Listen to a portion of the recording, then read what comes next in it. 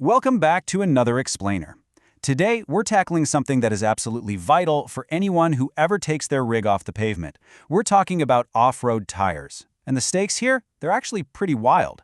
The gap between a properly engineered off-road tire and a cheap budget option is quite literally the difference between making it home safely and being stranded in the dirt miles from absolutely anywhere. So we're going to break down the exact engineering specs you actually need to know before you buy. We've got a tight checklist today. We'll hit the tire buying trap, decode load ranges and sidewalls, dig into rubber compound chemistry, look at tread geometry and true sizing, and wrap up with why R&D matters so much more than marketing buzz. Let's get right into it. Starting off with Section 1, the tire buying trap.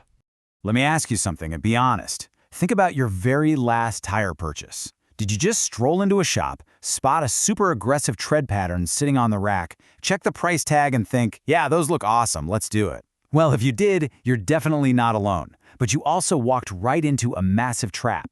See, relying purely on an aggressive look and a cheap price tag, those are literally the two worst signals you could possibly use to make this decision. An aggressive stance off-road does not guarantee durability, not even close. You have to contrast those superficial signals against actual engineering specs and, honestly, your real-world use case. Are you towing every day? Are you just commuting? Your specs have to match your actual reality. There's this crucial quote from our research that really hits the nail on the head. Tires are the only thing that connect your truck to whatever you're driving on. Think about that for a second. You could drop thousands on fancy wheels, a crazy complex suspension system, the best four-wheel drive setup on the market, but absolutely none of it matters if the rubber fails to grip, or worse, just bursts open on a rock. Tires are your one and only physical connection to the earth. Moving on to Section 2, load range and sidewalls. This is all about strength under pressure. Now, what's super fascinating here is how perfectly the load rating tracks with sidewall thickness. For example, a load range C is typically a 6-ply tire, but jump up to a load range E and you're looking at 10 plies. And this is exactly why you shouldn't just blindly throw an E-rated tire on a light half-ton truck just because you want to feel tough. If you run a 10-ply tire completely empty, you're paying a massive penalty in unsprung weight, and the ride is going to be terrible. The sidewall simply won't flex. You might as well be riding in an old wooden wagon. On the flip side of that, we have the difference between P-metric and LT tires. P-metric stands for passenger car tires. These usually only give you a 2-ply or maybe a 3-ply sidewall. LT stands for light truck, and these are engineered for much heavier abuse. A huge trap in the market right now is that a lot of cheap off-road tires are actually just P-metric passenger tires cosplaying as rugged gear. Sure, they look the part, but they totally lack the internal engineering. Let's paint a picture of what happens with that kind of cosplay in the real world. Imagine you hit the trail and you air down your tires to 15 psi to get some better traction. If you're on a 2-ply P-metric tire, those two paper-thin plies are now doing all the work, bowing way out against sharp rocks and debris. This is exactly how you end up with a completely shredded sidewall just 30 minutes into your weekend trail ride. You really need a minimum of a 3-ply sidewall as your engineering tax to survive that kind of abuse. All right, Section 3, rubber compound and weather tech. Let's talk chemistry. I absolutely love this takeaway. Tread is what you see, compound is what you feel. Everyone shops with their eyes, right?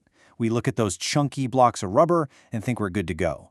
But it's the hidden chemistry, the silica content, the durometer, which is just a fancy word for how hard the rubber actually is, and how the tires handle heat cycles over time. That chemistry is what actually grips the road and dictates how your truck feels. If you go with a budget tire, yeah, it might feel perfectly fine for the first 6 months, but then the cascading consequences start hitting you. Because they used a cheap chemical compound, the rubber physically starts hardening up after just a season or two. Your grip just fades away. Your tread blocks can literally start chunking and tearing off under load. And most terrifyingly, your wet break-in distance goes through the roof. You might just assume your tires are getting old, but the reality is they were made with cheap chemistry from day one. And get this. Contrast the standard M+S badge, which stands for mud and snow, against the 3-peak mountain snowflake symbol. It's wild, but M+S is a completely self-applied rating. It means basically nothing. The manufacturer just slaps it on there. But that 3-peak snowflake certification, that requires the tire to pass a really rigorous, independent, controlled severe snow traction test. Seeing that little snowflake proves that an engineering team actually put in the work. Section 4. Tread geometry and true sizing. It's a delicate balancing act. The crucial concept we need to grasp here is void ratio. This is the precise ratio of open space to actual rubber on the face of the tire. Off-road tire engineering isn't just some brute force equation where more chunky automatically equals better. It's highly, highly delicate. Let's look at the extremes. If you have way too much void, meaning huge massive gaps, the tire becomes incredibly loud, it chunks super fast, and the highway ride is just garbage because there's barely any rubber touching the pavement. But if you have too little void, the tire can't self-clean. It instantly packs full of mud, and suddenly your rugged off-roader acts like an ice skate in the woods. If you're daily driving your truck 80% of the time and hitting trails 20% of the time, a moderate void with smart siping is going to be vastly superior to the meanest-looking mud tire out there. Now, we have to talk about sizing up. Buying bigger tires just because they happen to fit in your wheel well is a huge trap. It strains your gearing, it absolutely tanks your fuel economy. Because you're adding all that heavy rotational mass, your braking distance spikes. Plus, it ruins your speedometer accuracy and eats right into your fender clearance. What seems like a free upgrade at the tire shop usually leads to an incredibly expensive transmission regearing a few months later. And that brings us to our final section, R&D over marketing buzz. This is the true dividing line. Look, there are a small handful of premium brands out there putting actual millions of dollars into research and development.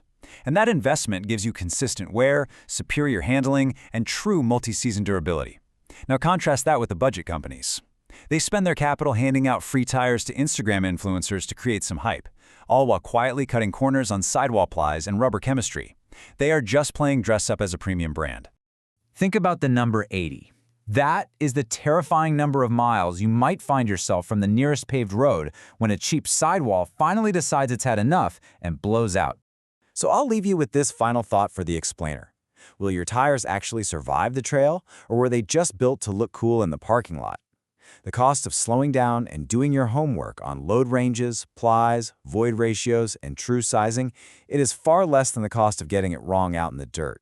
Invest the time up front, protect your wallet, and above all, protect yourself on your next adventure.